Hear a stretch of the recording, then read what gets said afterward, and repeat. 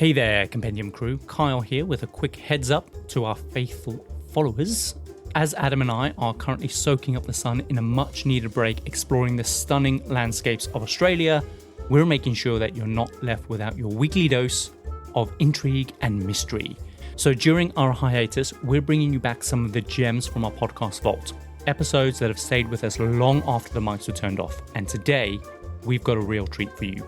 An episode that Adam originally hosted and has since become one of our all-time favorites. Today's revisit dives into the dark and dazzling world of the Chippendales, a story of fame, money, and murder, which first aired back in June of 2023. This story peels back the curtain of the iconic male stripping troupe, revealing a tale that is as captivating as it is chilling. And of course, it includes everything that we love: envy, greed, deadly consequences, and of course, a horde of sweaty boys. We hope you really enjoy this one. We'll be back with more tales from the Compendium very soon. One of the women offered to pay them $100 for every inch of cocaine she could snort off his... Wow. Yeah. So off of his dick. Yes. Surely it could not possibly be more than 6 inches of I don't know. cocaine. Depends if it's Brent. Because Brent can fit in the glory hole, and that's why we all love Brent. Yeah, anyway. Where was I? You think about Brent, aren't you?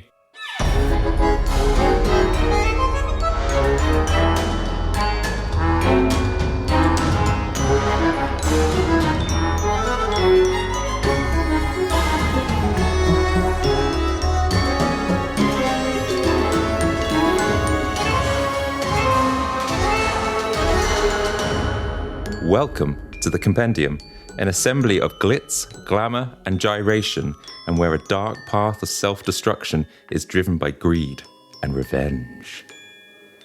What the hell is happening right now?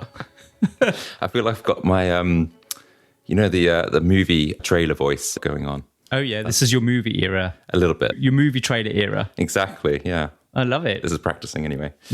Without further ado, we should do introductions, right? Sure, let's go for it. Okay. I'm Adam Cox, your host for today, and the guy who's going to show Kyle just how this hosting malarkey is done. And I'm Kyle Risi, your co-host for today, and I'm here to show Adam Cox how to be a good co-host. Actually, you probably will. There we go. Let's do this. So we talked about it for a while that I would host an episode. The day is finally here. And I get to sit back and relax and just chill out. Yeah. I got a week off this week. Exactly. Well, I think today's going to go one of two ways, either a roaring success, or this could become one of our lost episodes that never makes it to air. Oh, you mean one of the ones where, oops, my finger slipped and I deleted it? Yeah, possibly. How are you feeling about it? Like I said, I'm really excited. Today I just get to relax, have a week off. It means that I can catch up on writing because it's quite hard work. But yeah, I'm really excited about today. Great. Okay. Before I crack on with the main story, I've got to give you your own sort of 5 minutes. Have you got anything to update us on this week? Yes, I do have one story for us today.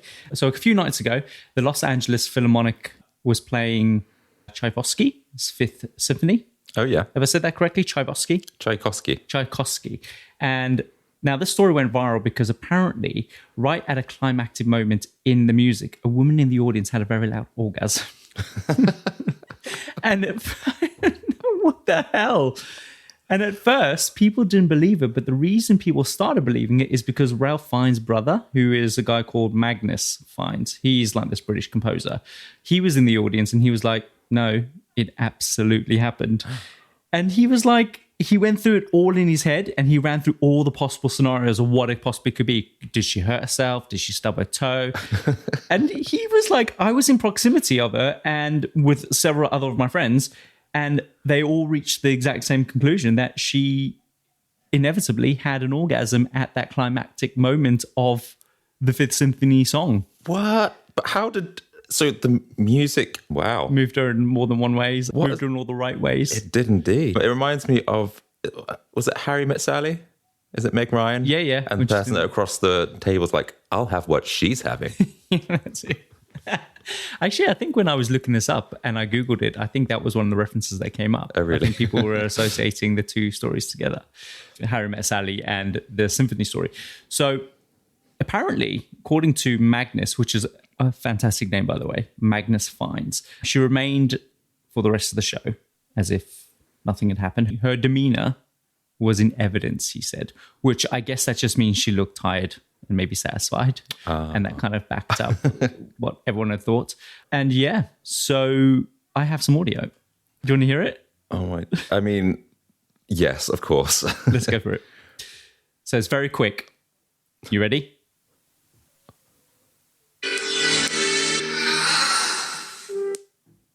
Well, that was it? Yeah, did you hear it? No, I kind of like... I told you it plays really quickly. Let me go again. That was a... Oh my word. That's an orgasm if I've ever heard one, Adam. So another classical pianist added in a tweet that she checked with someone who she knows that works at the Philharmonic, and they corroborated the story. They confirmed that it happened. And it's not like the show just stopped. It carried on. People there was like murmurs and whispers and giggles over the next 30 seconds that came while people were trying to work out what was going on. But yeah, she corroborated that it happened. What was if she was your friend and you're with her and you're just sitting there and you're like, oh my God, Janice, can you just calm down? That's my mother's name. Yeah, I didn't mean like... What? I didn't mean to suggest that. Yes.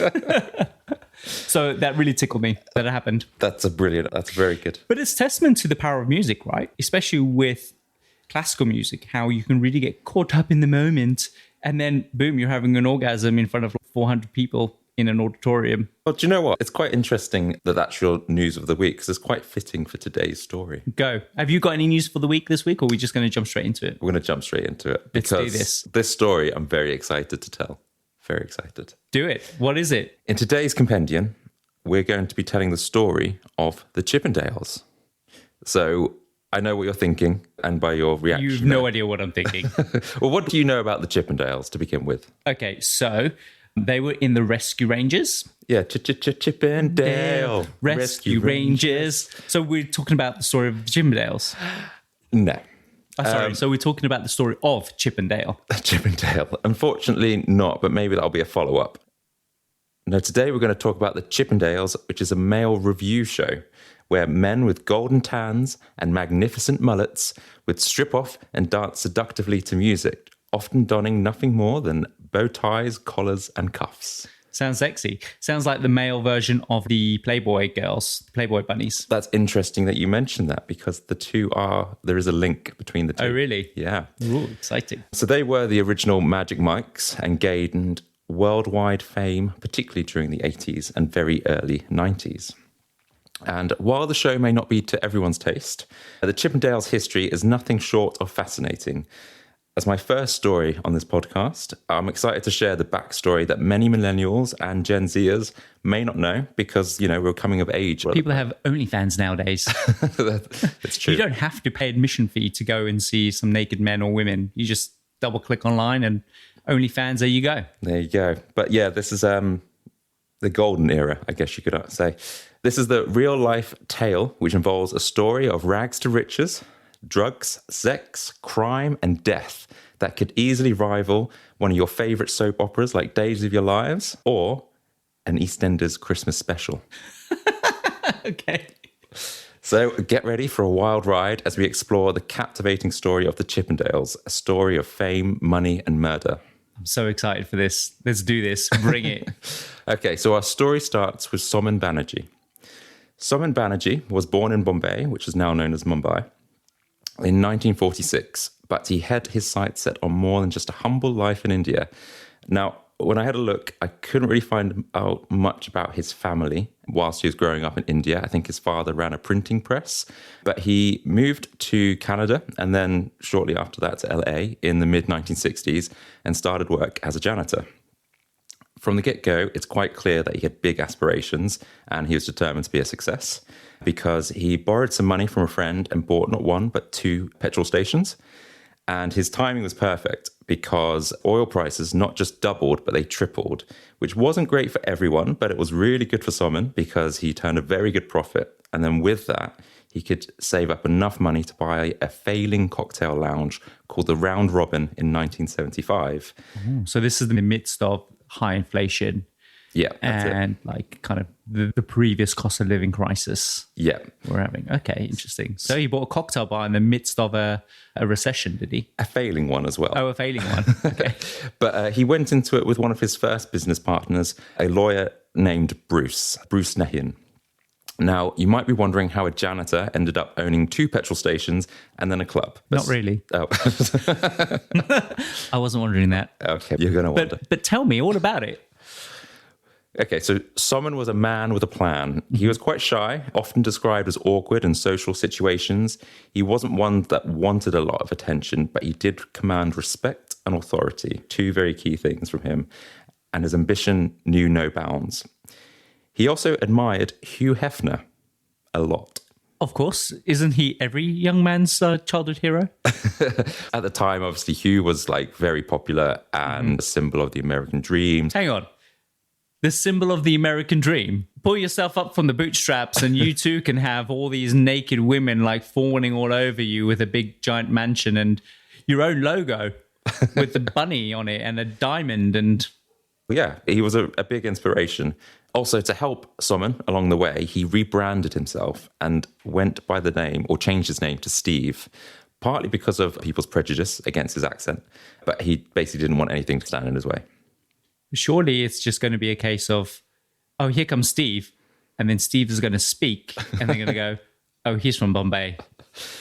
True, I guess it gets him in the door, right? Yeah, there's talks like kids that would go to his petrol station and basically take the mick out of his accent and things like that. Right. And so I think he just, I don't know, he's in America now, so he just wants to fit in as much as possible. Oh, yeah, sure, I get that. And so in his quest to achieve success, Steve was a man who paid great attention to his appearance. He often would wear an Oxford shirt buttoned to the neck with wire-rimmed glasses, almost giving a look of a Wall Street banker rather than a nightclub entrepreneur. I see. So he's completely transformed. He's now assimilated. I like how we're no longer dead naming him because he's now Steve, right? He's now Steve. And we're going to call him Steve. Forevermore, he is Steve Banerjee. Okay. So it was during the disco era of the 1970s that Steve's opportunity to capitalize on a new venture presented itself. A man named Ray Cologne was often at his club, and he befriended Steve and suggested that he taps into the disco craze, which was really popular in New York at the time, not so much in LA, and so the idea was to bring it to LA. Ray Cologne would also go to help Steve out in the years to come by being his fix-it guy.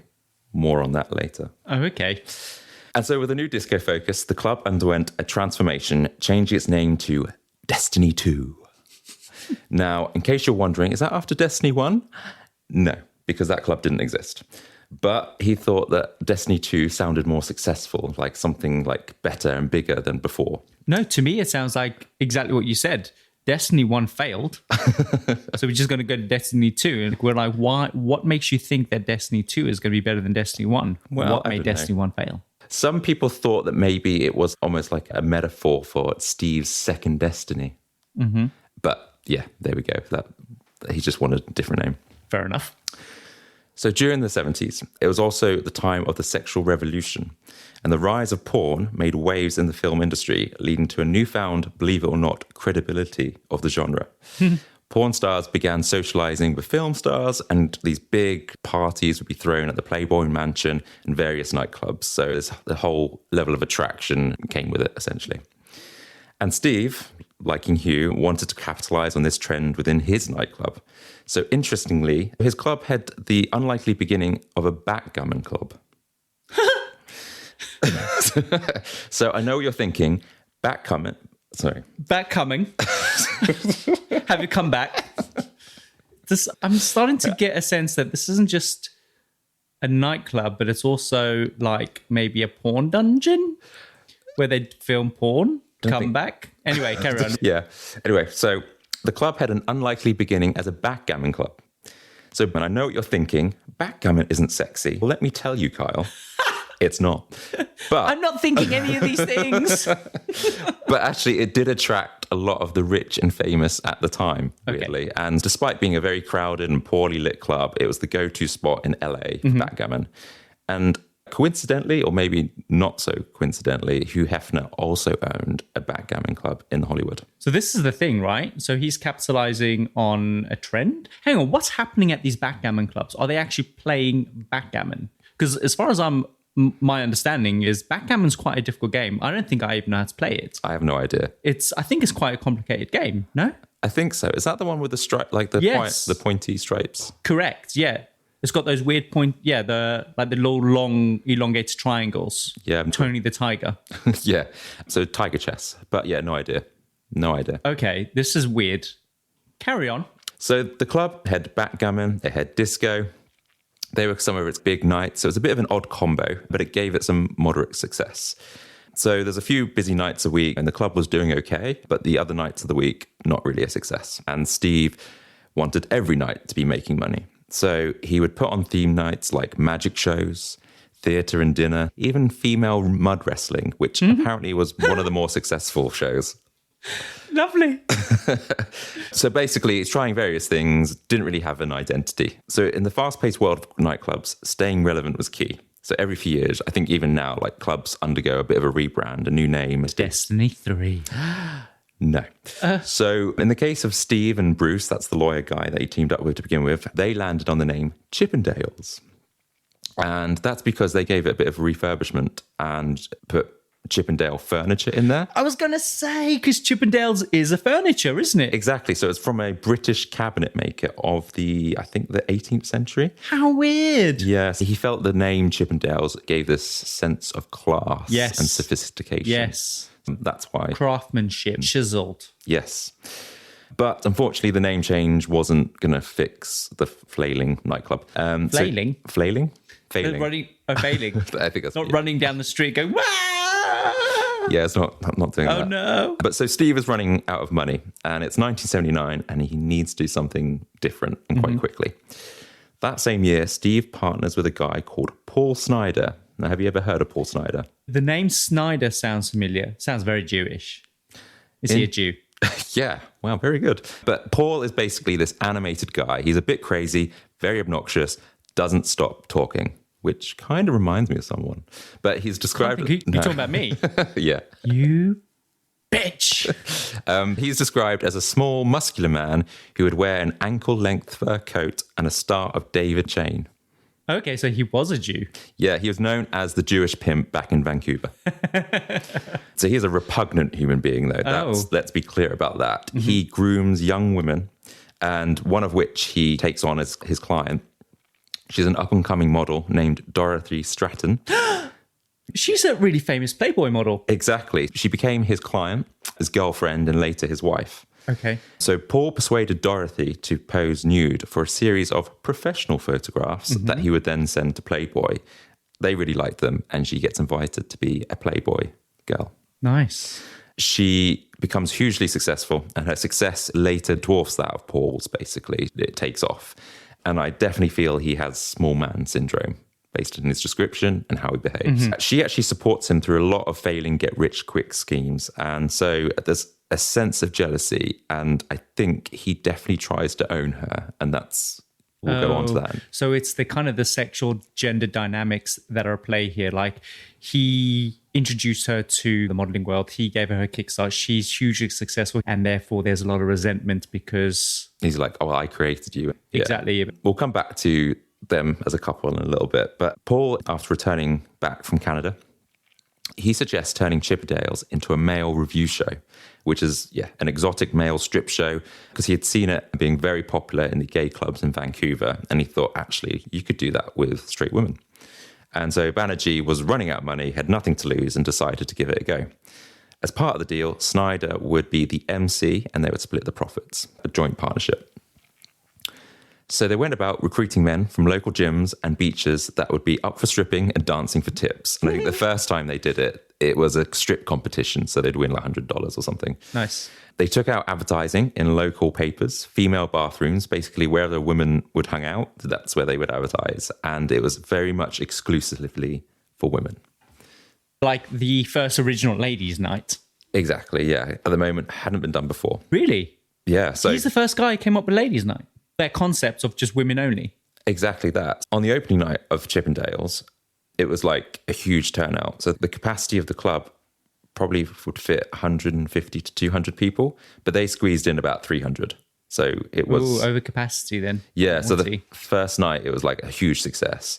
And essentially, all the women were sort of elevated in the club, I think, looking down on this stage while these waiters would go around and be offering a tipping kiss, where the women get to tip $1 and get a kiss in return. From who? From the waiter? Waiters that are moving around. Are they female waiters? No, I guess all they're male. because it's ladies' night. Yeah, exactly. Wow. And it was very much unique and exclusively for women, a concept that had never been done before.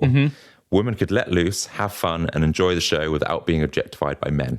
But the thing is, though, like, how long is it going to take? Because, like, women frequent gay bars, right? Because they feel like they're safe, they're not going to be harassed by straight men. But then all of a sudden, straight men go, do you know what? We come to accept, like, all the gayness around, we can go and get these women that have got let their guard down. We can capitalize on that. Actually, that's something they actually did turn the club into. So up until about sort of 10 o'clock, it would be for the females. But what they realized was actually, hey, if we let men in after the show, you've got all these women that are here. Yeah. All the men are lining up out the door, and all these women are just like, have been like... Trapped. They're trapped in a pen. Let the men in. Well, they've all been riled up by these naked men. And so they're just like... Let the men in. God. I love it. He's genius. So, yeah, that's one way that he helped to make even more money. Yeah. Steve didn't plan for the show to be a space for female empowerment or a safe haven or anything like that, but he did capitalize on that. It was a financial success, and it was an opportunity for women not to be objectified by men, basically, and they held the power. At this point, Dorothy Stratton, Paul's wife, would often be at the club with her Playboy friends, which added a layer of prestige to the establishment. And Steve loved that. And that's one of the reasons he kept Paul around, because he was not a good MC. And Dorothy was bringing in more value to the club than Paul was at this moment in time. So the club's doing okay, did need some improvements. And it's worth noting at this time, it wasn't what you think of for the Chippendales now. The dancers weren't necessarily skilled, and they didn't have matching outfits, and the choreography, well, it wasn't polished. So it's very amateur at this point in time. As the club night becomes more popular, keeping Paul around becomes more of a problem, and Steve recognizes that something needs to change. Paul isn't funny, he's not bringing the necessary energy to get the women excited, so he brings in a guy called Richard Barsh, a radio DJ and aspiring actor. He's the complete opposite of Paul. Richard sets the rules for the women that night. He says no touching, and he echoes 3 magic words that are still uttered to this day. Go. What? Take it off. So that's where that came from. Yeah. Take it off. Take it off. No, put it on. Put it on. That was Richard's idea. But yeah, he successfully whips the women into a frenzy on his first night, and Steve wants him to come back every week, which makes Paul very jealous. And he's determined to stay part of the club because it's his idea. But Steve becomes cutthroat and says, well, prove it. And he's gone. Okay. He's gone. Going back to one of your earlier points about the connection between Playboy and Chippendales, Paul's wife, Dorothy, is credited for suggesting the dances wear the matching bow ties, collars and cuffs, similar to Playboy bunnies. Oh, that was her, was it? Yeah, she suggested... Oh, yes, because they have that similarity between the two, don't they? Yeah, and I think she got permission from Hugh Hefner to do that, and he was like, yeah, that's fine. Oh, really? How come he said yes? Did he get a kickback or anything from that? I don't know, but I know that Dorothy was one of his favourite models, I think, at the time. Oh, really? So maybe just, yeah, sure, why not? It's a club in LA. What happened to Dorothy Stratton? Does that get covered in this? It does. Are we going to come on to that? Okay, I don't want to spoil that. No. I thought maybe it was a side thing. Yeah, we'll get into it very quickly.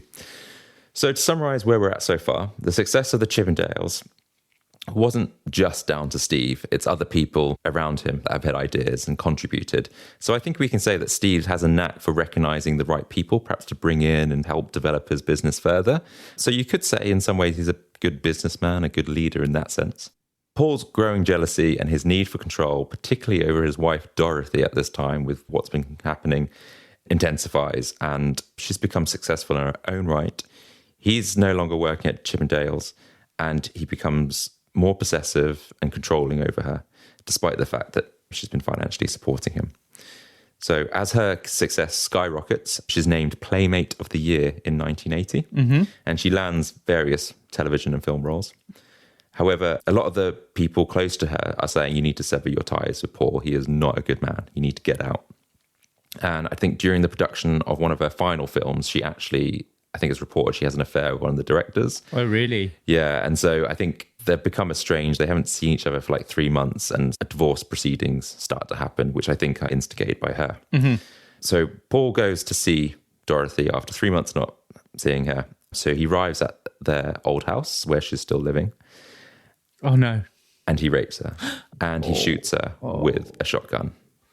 And then he shoots himself. Oh, so she's gone. She's dead. Yeah. He kills her. And then he kills himself. Kills himself. What?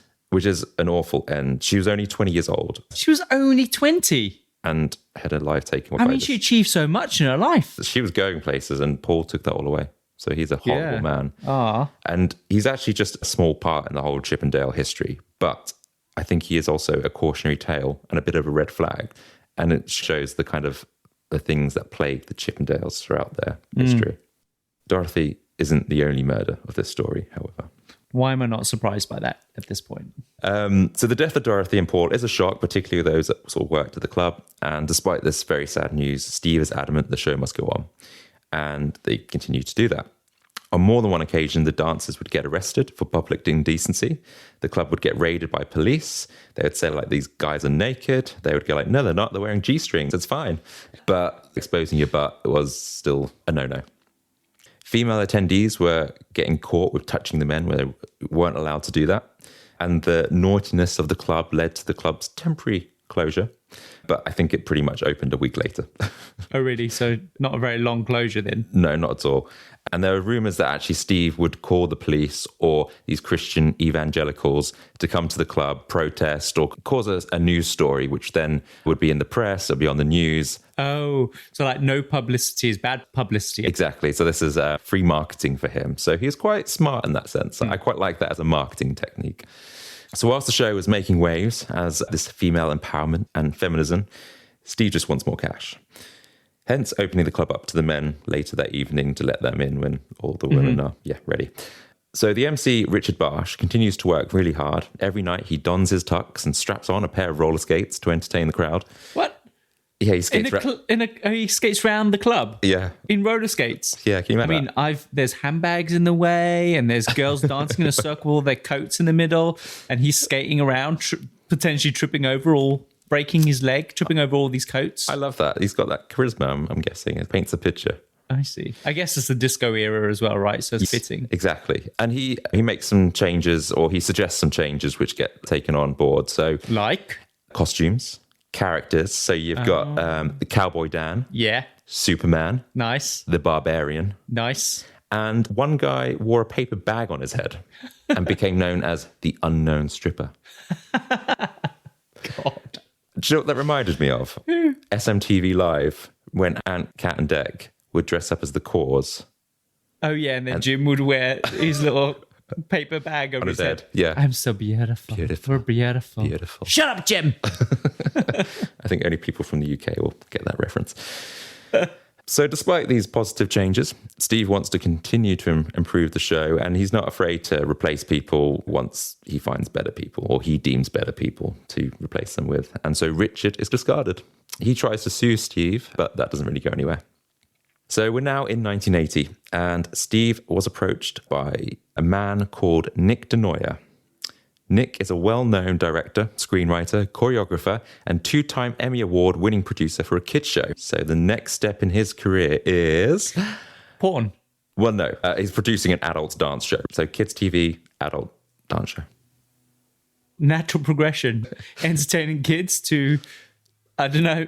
Entertaining women? Yeah, entertaining women to get ready to make kids. So what is he going to be, like a choreographer? Basically, yeah. So he pitches to Steve that he can make the show better. A proper spectacle with tightly choreographed routines rather than these untrained men gyrating in front of women, which, to be fair, wasn't doing too badly up until now. But Nick was like, no, this could be much better. I can tell you now that, like, when you say untrained gyrating men, as a man in my 30s, gyrating's hard work. So I would say that's pretty skilled and trained to me. Okay, there we go. Maybe there's more to it than I realised. Goes to show, if you don't use it, you'll lose it. You'll lose it. Keep gyrating, boys. Keep gyrating. So once on board, Nick brings in some new dancers, i.e. basically men that can actually dance. And he holds like daily rehearsals. He's much stricter and he wants a really good show. He's an active, like creative director, and he holds a different presence than Steve, who is probably more reserved and in the shadows of production. And so to some, this makes Nick appear as the boss, which starts to plant a bit of a seed and the troubling working relationship between Nick and Steve. So Nick's influence is felt pretty quickly and transforming the Chippendales from an amateur club night to a full-blown production. But the thing is, though, like, he's making a success of it. So why would Steve be upset by that? He's making it successful. I agree, yeah. But I think Steve, a bit like Paul, has trouble with ownership. Okay, it's the control and it's the accreditation of it. But the thing is that ultimately, he owns it. He owns the club. So he's ultimately gets the credit for it, right? Yeah, I think, and initially he didn't want the extra attention. He's more of a background kind of character anyway, but there's this whole kind of respect and authority. And I guess if people are going to Nick and as the kind of leader, then that kind of grinds his gears. I see. So it's also around this time that they start to do merchandise, and it's huge. It ends up being in every mall in America, and it starts to make lots of money, particularly the yearly calendars, because women could now own pictures of half-naked men and put them on their fridges at home, and that was okay. That's quite a sexist remark there, thinking that women would keep their porn in the kitchen rather than in like their top drawer in their bedroom. Well, Adam, I think you need to look inside yourself and realize that we're not living in the 1950s anymore. Women don't always have to store their porn in the kitchen. I didn't mean it like that. What I meant was this was quite unusual for women could have these calendars now and just display them around the house and be like, didn't have to be ashamed about it. And this was one of the first notable times where women had access to this type of material that was purely catered for them, that was always normally in the male domain. Exactly. Interesting. So the Chippendales brand keeps growing, and the males basically offered a lot of money for additional services at the club. The club became a hub for cocaine, alcohol, and wild parties. It was filled with debauchery.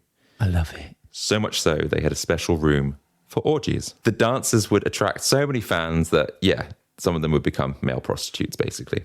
Oh, the men. The men are having the orgies with the women. Yeah. They're not allowed touching. I think it's different, but I've got a quote coming up which makes me feel a little dirty to say. So Say it. I want you to, when I give you the cue, do the clown car horn sound. Oh, okay. I'll try my very best. You want to practice? Is that what you mean? Yeah. Good.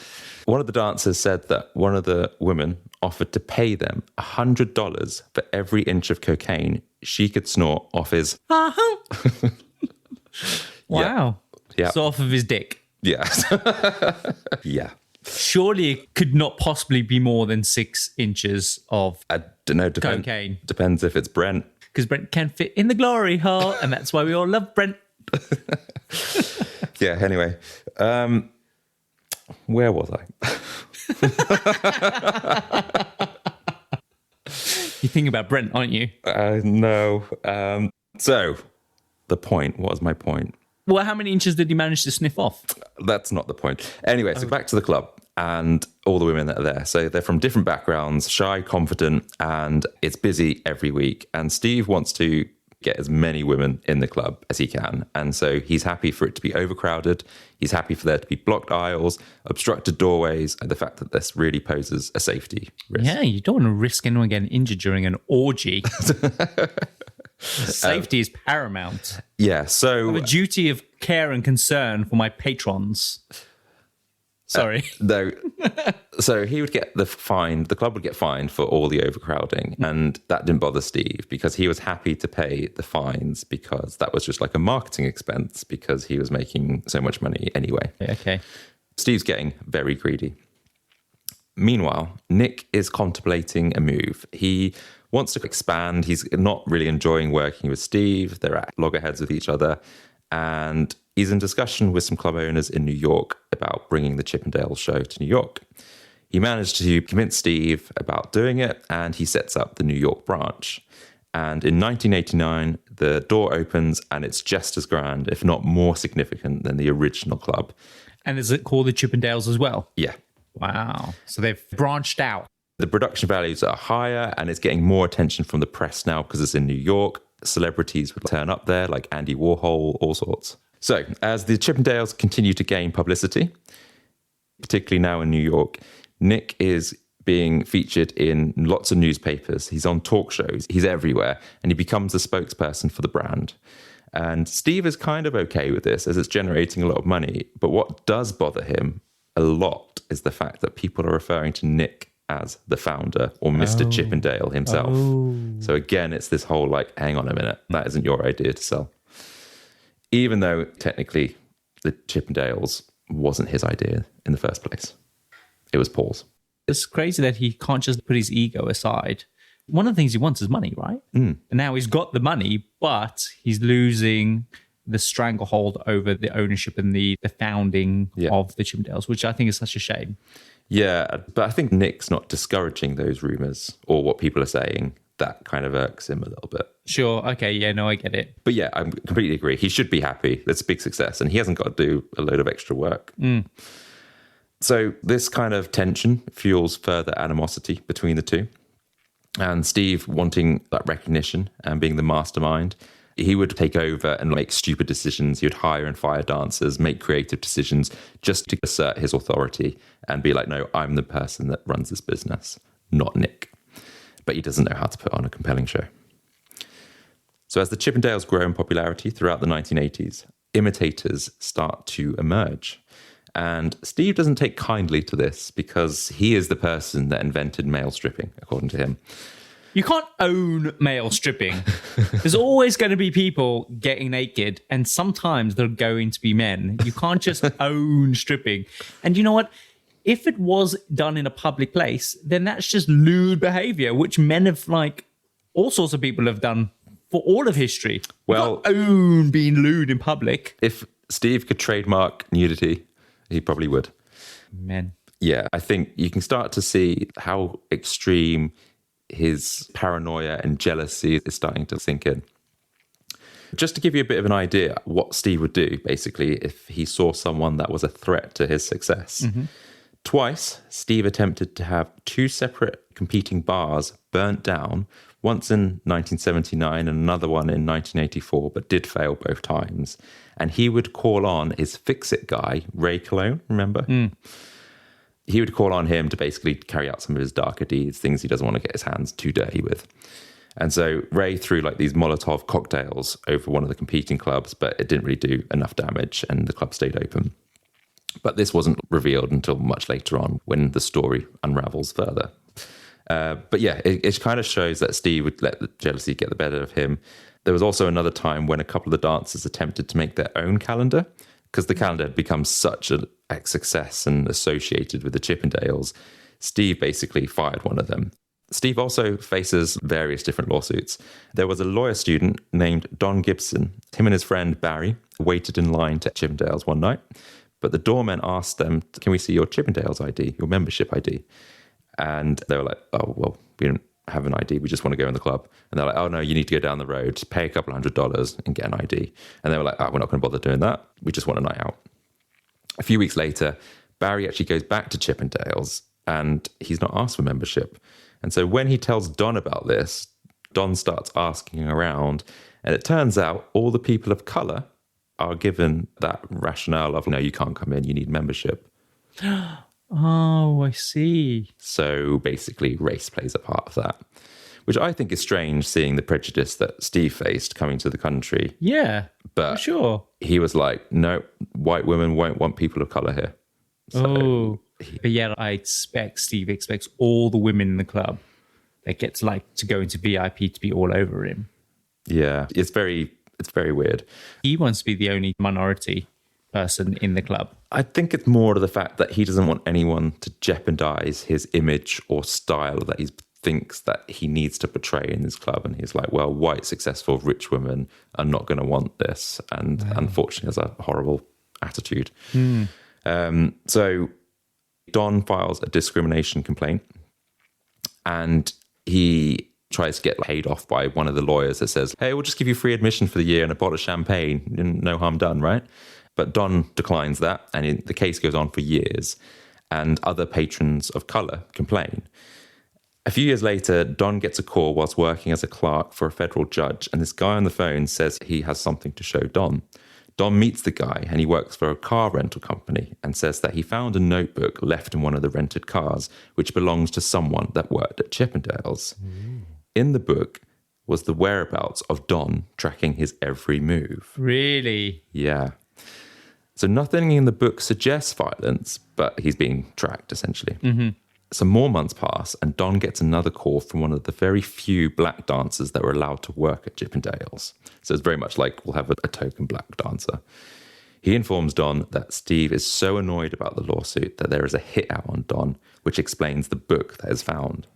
So the dancer agrees to make a statement under oath, which forces Steve's lawyer, Bruce, to make an offer of like $10,000, which is nothing, I think. Mm-hmm. But that's this kind of settlement. We'll give you that to Don. And he makes another settlement of 85 grand to be divided up amongst other black patrons.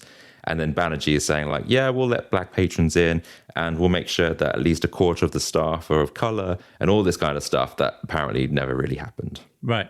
So it just shows the extremes that Steve is willing to do to shut people up. Or, if you're causing a problem, I want you gone. Yeah. On a slightly lighter note, despite Steve's egotistical and problematic personality, he does manage to win the heart of a young woman named Irene. They fall in love, they get married, and they do have 2 children. There's not much about her that's revealed publicly, but she does play an important role towards the end of the story. Now, returning to Nick in New York, the tension between him and Steve is palpable. Nick, who is doing much of the heavy lifting to propel the business forward, feels like he shouldn't have to answer to Steve and should be reaping the rewards of his hard work. And Nick's becoming increasingly frustrated, and he wants compensation for his efforts. As a result, he arranges a meeting with Steve to propose a new idea. Nick suggests that the Chippendales should not be limited to just New York or Los Angeles, but instead should tour America, then potentially later down the line, the world, Women everywhere should be able to enjoy the thrill of half-naked male dancers.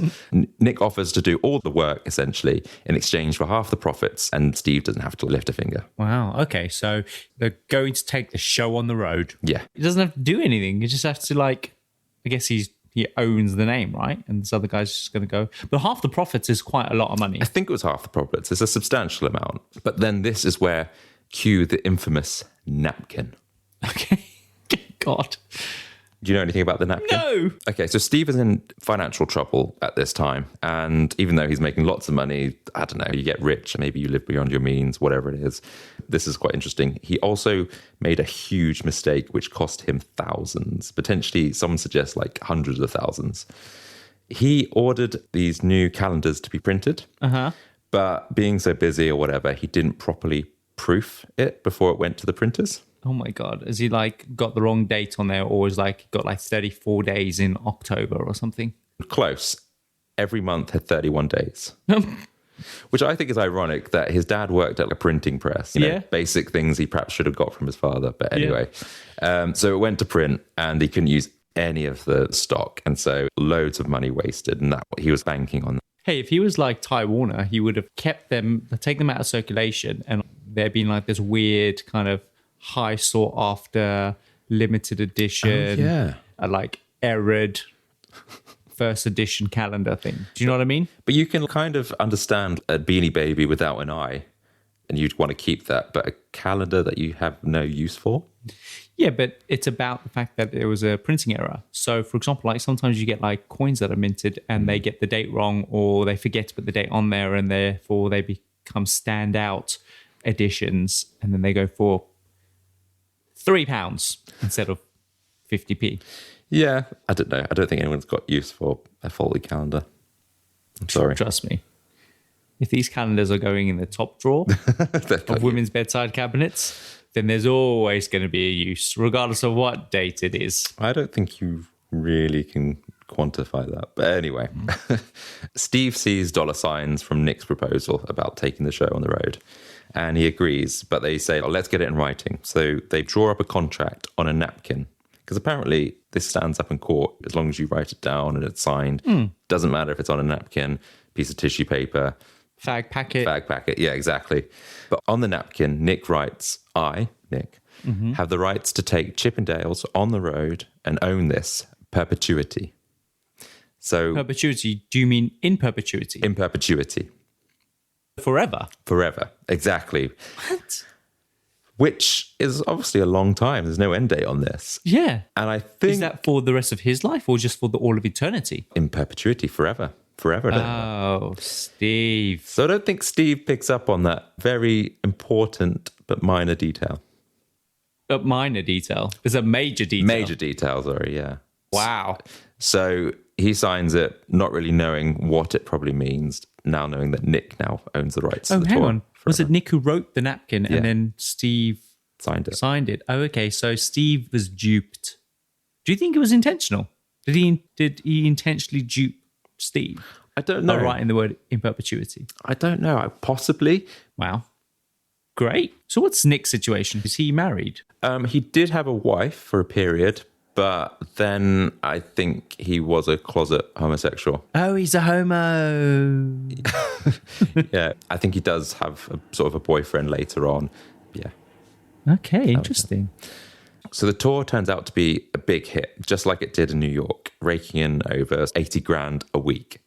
But Nick can't just endure Steve's animosity anymore or the drama. And so he actually was holding on to the rights of the tour and getting the benefits. He decides to leave the Chippendales and he sets up a rival mail review show called US Mail. Oh, that's clever. So, yeah, clever play on words with the Postal Service. And they had a very apt slogan called We Deliver. Oh, clever. He intends to go head to head with Steve, and I'm going to have my own show, which I'm going to own all outright. And it's going to be producing calendars. He's going to have tours. He gets former Chippendale dancers in. He's literally having his cake and then eat it. But before US Mail could properly take off, It's just such a great name, US Mail.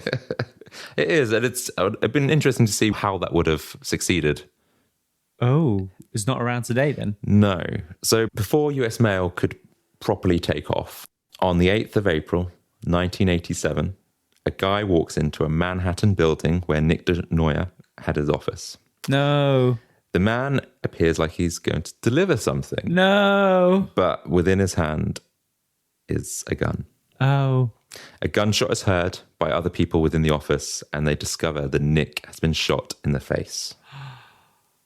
Is he dead? He's dead. Oh, no. Was this Steve? Well, based on what we know so far, who could have done this? Steve! Trying to build a mystery here. Oh, sorry. But yeah. Sally!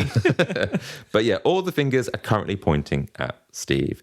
And once the news broke, I think everyone in the cast instantly knew, within their gut, that is Steve. And Steve is investigated, but he has an alibi at the time. And he's actually... What was his alibi? I think he was at dinner. Oh. Or something like that. But the thing is, though, it was a hitman, obviously. It wasn't Steve that was dressed up as a mailman. Yeah, it's true. And so the police clear him. They don't have enough evidence. And yeah, that's it, really. That's poor Nick. And so the rights of the show go to Nick de Noia's family. And, Good! And they In perpetuity. In perpetuity. Where's the napkin? Is the lawyer got a napkin? Has the lawyer got the napkin as evidence? I don't know where the napkin is right now. Okay. I wonder if it's in a museum somewhere. In a frame.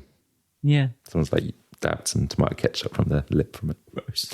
So yeah, the touring rights to the Chippendales go to de Noia's family. And they try to run the tour, but they don't do a very good job. It loses money, and they decide to cut their losses and sell it to Steve for $1 million, even though they think Steve killed Nick. So I don't really quite get the rationale there. Is that a good price, though? Well, I don't Is that undervalued? I feel like that's undervalued based on if it's turning 100K a week. Yeah. That feels, Oh, wow. 100K a week. That had been it's when it was being run by Nick. And how many branches have they got at this point? Do we know? I don't know. Was this early on in them taking the show on the road? Yeah, so it's just America, I think, at this point. I think. Okay. Yeah. Interesting. So Steve takes over with the tour in America. and it's now 1990, so a few years after Nick's died. And the original club in LA is actually shut down due to years of issues with the licenses, overcapacity fines, dancers being found out to be prostitutes, all the that sort of drama. All the classic things. Yeah, it's just what happens. And so Steve strikes a deal to take the Chippendales on tour in Europe. All the focus is on the tour. But during this time, there are more copycats popping up. And so another male review show called Adonis becomes Steve's latest target. Now, Adonis stars a couple of former dancers from the LA club, and Adonis is also touring in Europe, and they're actually in UK, in Blackpool. And on July the 23rd, 1991, a detective from Blackpool receives a phone call from the FBI as they've received a tip-off that a hitman was coming from America to kill a couple of the dancers of Adonis in Blackpool. What? So, is it Steve again? We don't know yet. We don't know yet. Do we find out? Come on, you keep me in suspense, Adam. So the police basically watch over the cast of Adonis for a few days, check their safe and everything, and the show does carry on. The safe? Check their safe, sorry. Oh, check that they are safe. And it's only a few days actually after the original phone call that then there's a follow-up call from the FBI. And they're like, don't worry, stand down. We've got the alleged assassin in custody. All good. It transpires that the hitman had been given the wrong dates and came to the UK too early and sort of got cold feet. And then what? Did what? Well, the hitman went by the name Strawberry, which sounds more like a Cabbage Patch doll than it does a dangerous assassin. Yeah. In fact, he was a small-time criminal, a heroin addict, and he actually helped Ray out with some of the arson attacks from the competitor clubs. This isn't Cologne, guys. Is it? Yeah, Ray Cologne. Not. I beg your pardon. Yeah, so he had helped Ray. I'm with you. When asked who put the hitman up to the job, it was revealed that it was none other than Ray Cologne. Okay. So Ray had offered Strawberry $25,000 per person to go to the UK and administer cyanide to two of the dancers, as this was easier than sneaking guns on a plane. So 25 grand, I don't think is a lot to kill someone. Well, I mean, this is 1987 money, right? Well, 1991. 1991 money. And it's per dancer. So if you could get like 5 dancers, it's a lot of money. True, but I still don't think that's a lot. But, you know, you pay peanuts, you get monkeys. All right, Adam. But actually, Strawberry did later admit that he had agreed to do the job in fear of his own life or to cover his own butt, basically. You know, killing 2 people wasn't really his biggest concern. When he was interviewed, he arrived to the UK and he was more worried about the cold and that he only had a short sleeve shirt and no coat. The food sucked and the girls weren't any better. So he was like, I'm out of here. So where'd he go? Where was he when he got caught? He thought about going to the British police to hand himself in, but he basically said, well, I don't want to speak to them. They don't speak the real English. I'm going back to the US, which makes no sense. No, it makes no sense at all. So where did they apprehend him? Did they apprehend him at the airport on the way back out? He went to the USA and confessed. Oh, I see. And so they get Strawberry to call Ray, who didn't know that he wasn't in London. So they thought that he was in the UK ready to do the whole cyanide attack. Yeah. And he was like, yeah, so Ray, what do I need to do again? Oh, this is a sting. Yeah. They want to get a confession. And Ray's like, oh, you just need to go. And he's, I don't know if I can get close enough. So just get a brick, hit them over the head and inject them with cyanide. Job done. They've got their confession. Wow. So the FBI then search Ray's home 3 days later, where they find 46 grams of cyanide. Now, do you know how much 46 grams can kill? From the Jonestown Massacre episode, Yeah. I imagine a lot. Well, 230 people. Wow. Is that what you were thinking? No, I didn't actually know the answer. I was just going to say A lot. I needed to plug the previous episode. Oh, okay, fine. Nice one. So I don't know why he bought in bulk. Maybe he was planning to kill even more male dancers at one point. I don't know. Maybe you can only buy it in like a certain quantity. As a discount? I don't know. Yeah. Ray is arrested and he's charged for murder for hire. And he's held in prison for 7 months. And things aren't looking good for him. But he actually gets a serious kidney disease. I'm not too sure what it is. And he's kidney disease. Yeah, I don't know exact details, basically. Okay. Kidney disease is a thing, right? No, I do know. I know that. Thanks for clarifying. It's not a fake disease. And so he wants to basically get a more lenient sentence. And also he's like, hang on a minute, I'm not the one that was behind all this. It's Steve bloody Banerjee. So Ray tells the FBI how Steve threatened and blackmailed him to get rid of someone back in 1987. And if Ray didn't comply, Steve would reveal the failed arson attacks that Ray carried out, or worse, get members of organized crime to pay Ray a visit. And so Ray reveals that the person that he was asked to kill was Nick DeNoyer. Ooh. This would start a manhunt that went on for years to get Steve to admit for the crimes that he did. In an attempt to get Steve to confess, Ray would go undercover.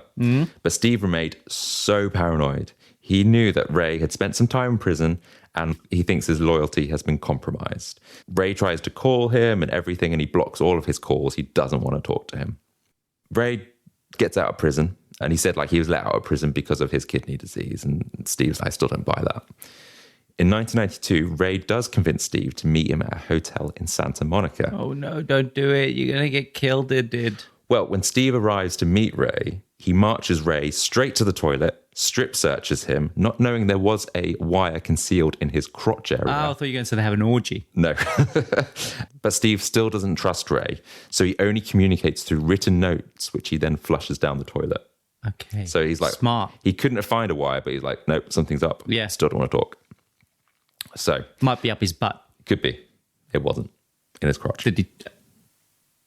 Wait, there was a wire in his crotch? Yeah, they sewed into his shorts or whatever he was wearing, and they put the wire there. Wow, smart. Yeah.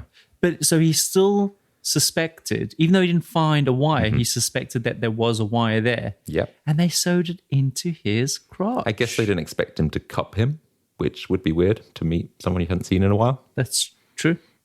We should all do that. We should all be like, hey, Steve, how you doing? Cup. That's problematic.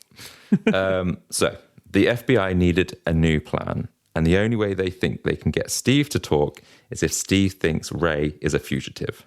Okay. So they pull some strings, get Ray a fake passport to make it convincing that Ray was fleeing the country and that he's hiding in Switzerland. So Ray calls up Steve whilst he's on a European tour and tells him, hey, I'm a fugitive now, I'm running away. Steve actually bites and he agrees to meet Ray at a restaurant in Switzerland. Ray even wears a dodgy mustache to appear as if he's in disguise. So Steve and Ray are at dinner, and Ray takes off his jacket, but then the wire's in his jacket, and these undercover agents in the restaurant are like, put your jacket back on. Oh. But he doesn't get it. So they somehow call the Swiss... Are they doing this wavy thing? And he just waves back, go, hi. Hi, what do you want? Yeah. But yeah, he's clueless. He doesn't quite get it. So the FBI person that's managing the case gets the Swiss cops to close down the restaurant. I don't know why. I guess to get them out and go somewhere else.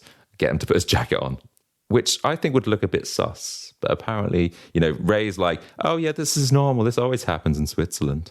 Oh, really? Yeah. It's the Swiss way. Yeah, but come back to my hotel room and we'll have a whiskey or something. Why not? And does he suspect at this point? Well, suspicious. He goes along with it. I think he buys the fact that, okay, Ray is definitely on the run. He's got a fake mustache. He's got a fake passport. He's on the run. So they go back to the hotel room. The FBI are listening in an adjacent room, and Ray managed to get Steve talking, and they start to recount everything that's happened, the failed arson attacks, Nick DeNoyer, and other crimes that Ray has helped Steve with over the years. Steve, perhaps letting the pressure get to the better of him, asks Ray, have you ratted me out to the feds? Not knowing that those choice of words would admit his involvement. So in 1993, after an additional 7 months of investigation, I don't know what they were doing, getting more proof or whatever, the FBI agents finally arrest Steve as he's arriving for work in LA. Ooh. He is charged with 8 counts, including racketeering, conspiracy. What is racketeering? I'm not too sure. Did he hit someone with a racket? Yeah, probably. Is he playing squash? I don't know. Illegally? Anyway, he is charged with 8 counts, including racketeering, conspiracy, and murder for hire. It was suspected that he had also plotted the murder of his original business partner and lawyer, Bruce Nahin, the guy that he started the Chippendale, or the club with, I should say, at the same time as he was going to kill Nick DeNoyer, or he did kill Nick DeNoyer in New York. But apparently a family illness prevented Bruce from attending New York, which ultimately saved his life. So that's another person he was going to get rid of. The media is very quick to catch on the news. It was a hot topic everywhere. The media loved the Chippendales and they love a good rise-fall story. Steve pleaded guilty and was sentenced to 26 years in prison. Wow. The Chippendales business was to be forfeited to the government. However, Steve was What's determined... the government going to do with the Chippendales franchise? I don't know, Christmas parties? The Pentagon Christmas party. But Steve was determined to protect his empire and handed his business over to his wife, Irene. Oh, the quiet, shy one that we know nothing about. Well, yeah, she was just in the background. She actually plays... Oh, I'll come on to that in a bit. But Irene had actually started divorce proceedings whilst this was happening. But she still provided some level of support to him, I guess. There was love there. They shared family, even though he was a murderer. The night before his sentencing, he took his own life. He was never found guilty. What? He killed himself? He killed himself. He hung himself. In prison? God. Yeah. And the government was unable to, because they weren't able to find him guilty, they couldn't seize his assets. And therefore, the Chippendales company couldn't go to them. It stayed with Irene. Wow. Okay. So do you think he obviously planned his... I mean, you plan your suicide, don't you? You don't do it by accident. But do you think that was his intention, was to kill himself, knowing that he'd handed the business over to Irene and then they wouldn't be able to take away his legacy? I think so. I think he passed it down to his kids. Yeah, he was still providing for his family. Perhaps he just didn't want it to let go. He still wanted it to continue. I'm not going to lie. That's really noble. Well, yeah. He did it to keep the franchise inside his family and to continue to support his kids rather than being a narcissist and like pleading innocent. Do you know what I mean? Yeah. And he just went off and... So I'd like to... You'd hope he would be doing it for his family rather than I just don't want anyone else to own this outside the family or whatever. Yeah, that's exactly what he did. Yeah, but I guess the providing caregiver, being a good dad, maybe in the end. Interesting. The Chippendales remained under Irene's ownership for a short period, and then she actually did eventually sell it. Oh. Who did she sell it to? There was a few people, I think. I can bring you up to date with where we're at now with the Chippendales. Go, do it. Okay. The Chippendales is still going. There are still tours out there, and there's a residency show in Vegas, which had a bit of a resurgence after Magic Mike came out. Gilberto Riviera Lopez, which was actually a good name. Nick DeNoyer's murderer. That was the one that they hired, because I didn't really speak about him. He was actually found guilty of second-degree murder and faced 25 years in prison. Yeah. I think Ray also got a confession out of him. Ray was convicted of conspiracy and murder for hire and received a reduced sentence because of his help.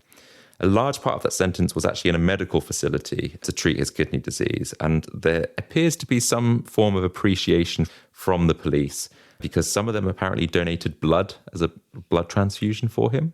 So even though he was, a crook, there was some sort of compassion there to actually, he perhaps did want to reform and do better and be good. He generally seemed to show regret that he had been involved in it. Right. Now, I'm not too sure about his whereabouts. I had heard he was released in 1996, but then died in early 2000s. But I can't really corroborate that very easily. So, how are they saying that he died? I'm assuming potentially the disease, but kidney stones. Kidney stones. Yeah. Irene sold the Chippendales for $2.5 million, but she didn't really get to enjoy that for long. She passed away of breast cancer in 2001. Oh, okay. So she left behind 2 children and the fortune that she inherited. I see. The Chippendales has since been owned by private equity owners since 2000. So it's, I think, changed hand a few times. The franchise is still going by the sounds of it. Yeah. Going quite strong. Exactly. Wow. Steve and Irene's children, they were raised by Irene's sister and her husband. And one of their children, Christian, has followed in the family business by becoming an exotic dancer. He is describing it as a spiritual calling, launching his own brand, Chippendales. 0 points for imagination. So, yeah, good on him. That was only a few years ago, so I assume he's still doing that. I wonder if there's like a Yorkshire version of a male strip troupe called Strip in the Dales. Go to Leeds, go to like Bar Fibre, and it's like Strip in the Dales. Stripping in the Dales. And they're running around, and it's like Emmerdale music playing in the background, and you hear like the occasional like moo and a few from points. A cow? Yeah, because they're in the Dales, and it's farm like, and like a wheel of cheese hurtling down a hill, and there's just like some strippers just stripping and gyrating. There's a reason. It's a concept. It's a concept. I'll give you that. It's a good concept. No, I wouldn't go for It's it. a better concept than Steve Banerjee's son following in his footsteps. Well, I don't know, he might have made that work. We'll have to look that up. Anyway, and so ends our journey through captivating and the dark history of the Chippendales, a story of fame, money, and murder. It's a story that spanned over 2 decades filled with drama, scandal, and tragedy. From humble beginnings as a simple idea for a nightclub act to a global phenomenon, the Chippendales' success has been marred by the greed and corruption of its founder, Steve Banerjee. His obsession with power and control ultimately led to the downfall, and he became entangled in a web of deceit and murder-for-hire schemes. Despite Steve's death, the legacy of the Chippendales continues to this day. The male revue show that started as a small act in Los Angeles has since become an international sensation with countless imitations and spin-offs around the world. The Chippendales may have left a lasting mark on popular culture, but its legacy will be forever tainted by the crimes committed in pursuit of its success. You could even say the Chippendales have joined the ranks of cockroaches and share. Why? They will survive just about everything. Yes. And that's it. Well done. That was so good. Who knew that there was such a story behind the Chippendales? And I think it's fascinating. I only learned about this, maybe 6-8 months ago. And I was just like, what? Yeah. Like, you really gripped me when you were like, orgies. I was like, this is good. I know. But there are, if people want to learn more, there is a podcast. I think it's like an 8 or 9 part series, which called The Compendium, an assembly of fascinating, intriguing things, where Adam Cox tells you all about the Chippendales. Yes, there is that. This is the bite size. This is like GCSE learning. But if you want to go to deep dive, you've got Welcome to Your Fantasy podcast, which, they interview some of the detectives and people involved. So that's quite interesting. You've then got the show, which is on Disney Plus, called Welcome to the Chippendales. That's an 8-part series. And it's a pretty good representation. Some events have changed and stuff like that. But the main guy does an awesome job. And also there's some documentaries you can watch. There's one on BBC iPlayer and things out there. So, yeah. Nice. I think I'll be watching that. That's good. That's so good. Well done. Yeah, that was my week off. You'll be back on next week and I'll have to start. Maybe not. Maybe never. Maybe it'll just be me. The Compendium with Adam and friends. That sounds terrible. All right, we'll think about it. Until next time. See ya.